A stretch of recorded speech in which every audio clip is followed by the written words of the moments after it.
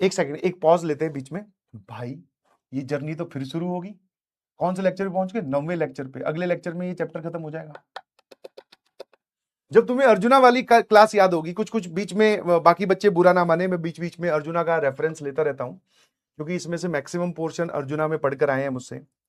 तो जो बच्चे नए ज्वाइन किए हैं या दूसरे बैच में थे, यहां आ गए, तो ये मत सोचना कि सर आप हमें तो संबोधन देते ही नहीं हो। संबोधन मतलब हमें तो एड्रेस करते ही नहीं हो। वो ऐसी ही हैबिट है तो गलत हो जाता है कि मतलब निकल जाता है मुंह से अर्जुना, बट ये पुराना है, पुराना प्यार है ये हमारा, उसको बुलाया नहीं जा सकता। और अभी भी है, ऐसा नहीं है पुराना प्यार है तो चला गया।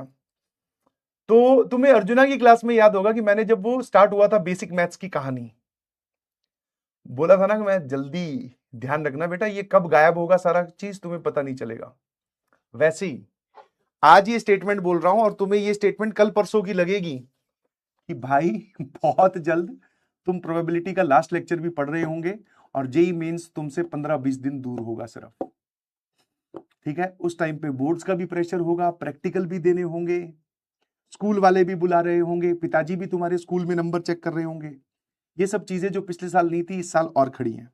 तो मतलब सर लास्ट ईयर अगर हम अपनी स्ट्रांगनेस को मेजर करें कि अगर हम 5 पॉइंट स्ट्रांग थे, तो इस ईयर आपको 100 पॉइंट स्ट्रांग रहना है, मेंटली एंड तैयारी के पॉइंट ऑफ व्यू से भी।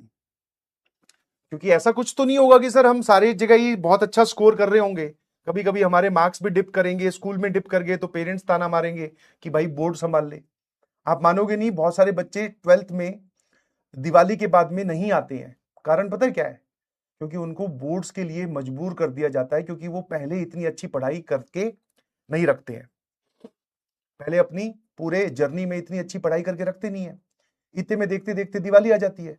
अब दिवाली के बाद में पेरेंट्स बोलते हैं कि भाई ये काम कर, इसको बंद कर, जेई वही सब बाद में देखेंगे, हाँ यही लैंग्वेज और यही टोन होती है, बोले पहले बोर्ड पे ध्यान दे। अब वो बच्चा या बच्ची वो खुद भी बोलता है कि हाँ यार पेरेंट्स सही बोलते हैं, अब इनकी बात मान लेता हूँ, कहीं बोर्ड्स में फेल हो गया तो ये पता चला और बड़ी समस्या हो जाएगी, या बोर्ड में 75% नहीं आए।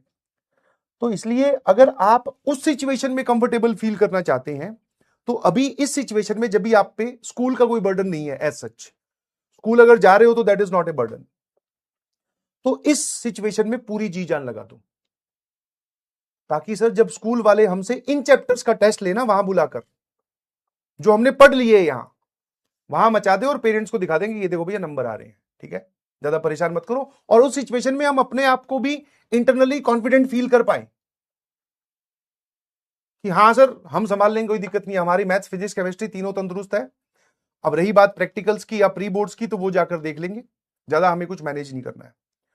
और अगर तुमने यहां पर थोड़ी मक्कारी की, कामचोरी की, है ना, थोड़ा अपना पढ़ाई से जी चुराया, तो समस्या लास्ट में जाकर बड़ी भयंकर हो जाएगी। फिर ना चाहते हुए भी आपको भी दिवाली के बाद में फिर अपनी गाड़ी बोर्ड्स की ओर ही मोड़नी पड़ेगी, और कोई ऑप्शन बचेगा नहीं। इसलिए अगर आप 12th के साथ जेई, डरा नहीं रहा हूं मैं, बेसिकली डरा नहीं रहा हूं, आगे मतलब एक अच्छा टीचर तो वही है ना कि भाई जो आगे आने वाली जर्नी आपको पहले बता दे एक्सपीरियंस के बेसिस पर, कि हर साल ऐसा होता है।